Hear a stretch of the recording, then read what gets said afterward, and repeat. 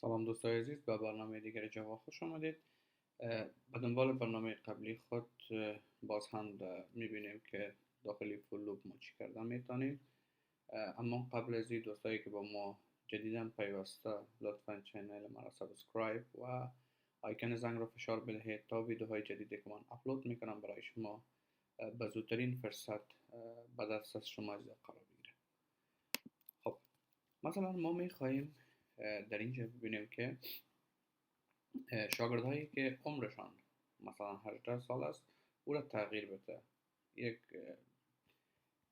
مثلا جمع 3 یا 4 کنه، دوباره پس تغییر بدهش و دوباره پس عمرشان در امی چی سیف کنه.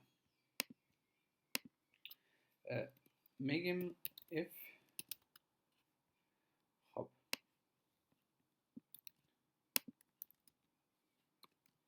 مساوی به 18 شد، برای پروگرام میگیم که این اگر مساوی به 18 شد تو چی کو؟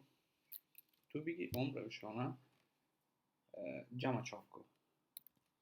خب جمع 4 و هیره در یک لوکال وریبل سیو میکنیم، نیو ایج میگیم، در اینجا سیوش میکنیم.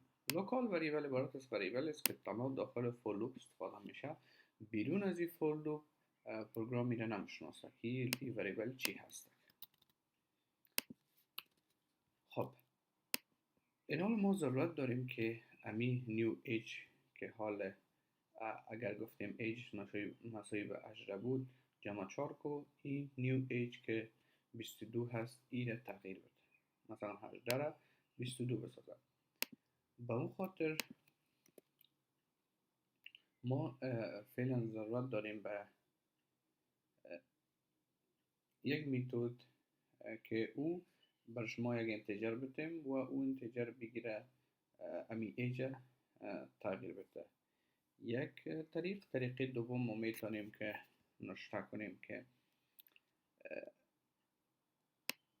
مثلا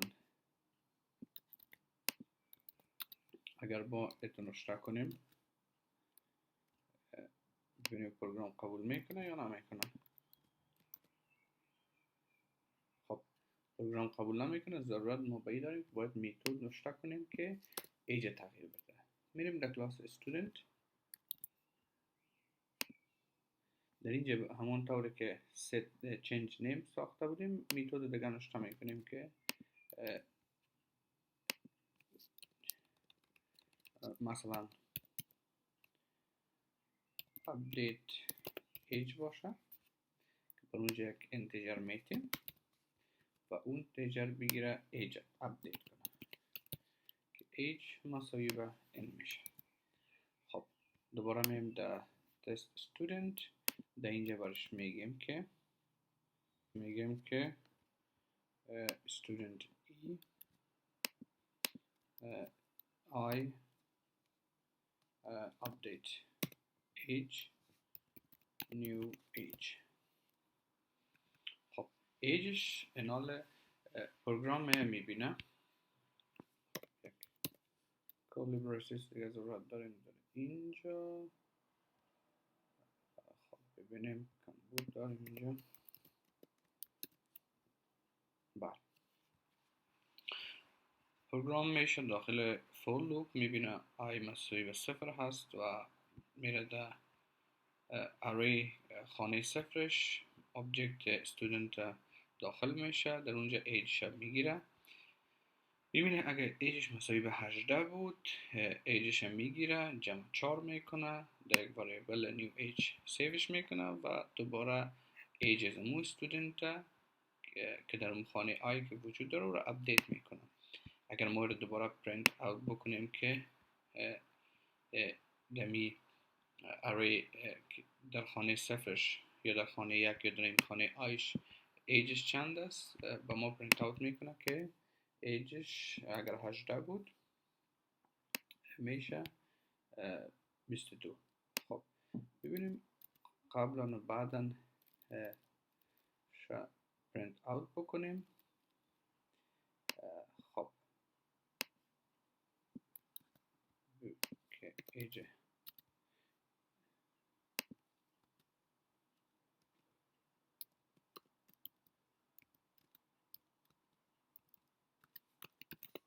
before update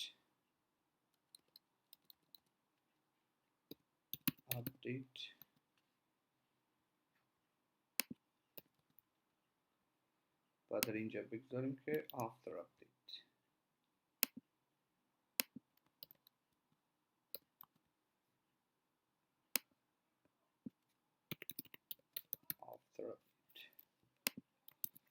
پروگرام رن میکنیم. بله before update 18 بود، after update 22 شد. ببینیم اینجا استودنت یک سنش 18 هست باید 22 شود و دیگه هم سنش 18 هست باید 22 تغییر بکنه. خب اینجا میتونیم مثلا یک else دیگه داده بتونیم که اگر مثلا سن ازی 18 نبود چی کنه؟ در غیر صورت میگیم که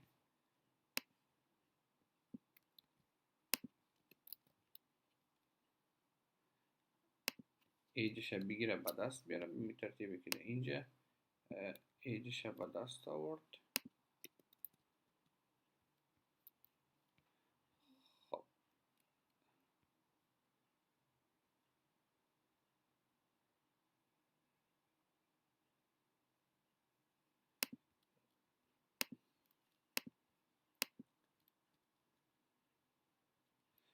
اینجا variable new age declare میکنیم بجایش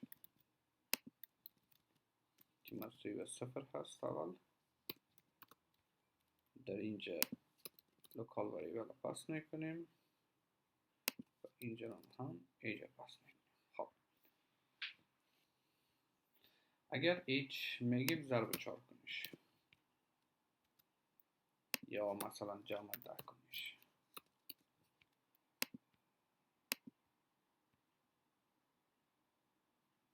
new age.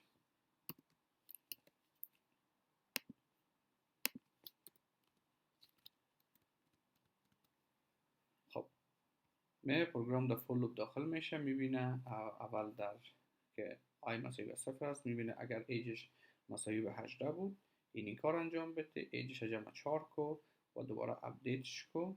اگر نبود ایجش بگی ضرب جمع 10 کو و دوباره اپدیتش کو. خب یعنی 25 باید 35 شود 22 و 25 با ما پروگرام باید پرینت آوت بکنه.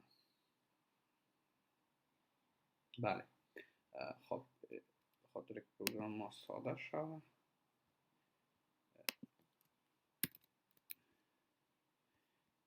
after update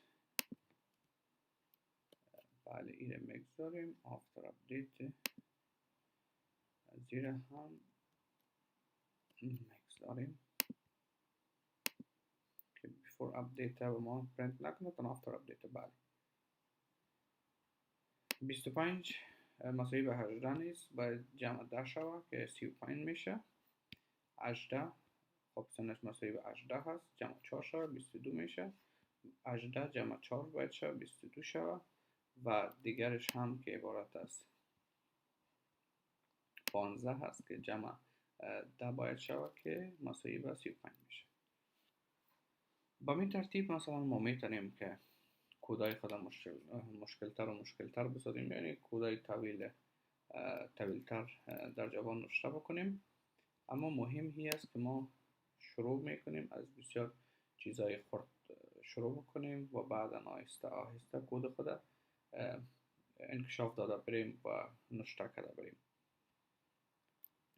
انشاءالله در کلاس های بعدی میبینیم که ما باید چرا این میتودهایی که در اینجا داریم مثلا یا فور لوپ که اینجا داریم اینه در این من میتود نگذاریم به خاطر که من میتود نمیخواهیم که وقتی که کد ما نوشته میکنیم کس دیگه کد ما رو ببینه چون ریسکش وجود داره که کد تغییر بده کدام میتود ما رو تغییر بده که کد کد ما خراب میشه. به او خاطر ما باید همه کدایی را که مثلا میتودی که یک آبجکت در یک اری بگذاره یا یک آبجکت از یک اری ریموو کنه یا یک اسم برای میتود بتیم و اون نام و نفر پیدا کنه از روی زو که نفر آیا در لیست ما هست یا نه، سورتیر کنه اری ما را. اونها را همیشه در یک کلاس علیحده سیو میکنیم و در مین میتود تنها اسم کلاس کال میکنیم که اسم میتود رو بخشیم از اون کلاس کال میکنیم که اون کار انجام بده بدون از اینکه کسی که پروگرام استفاده میکنه بفهمه که ما چه قسم میتود استفاده کردیم. خب این بود برنامه امروز. تا برنامه بعدی، خدا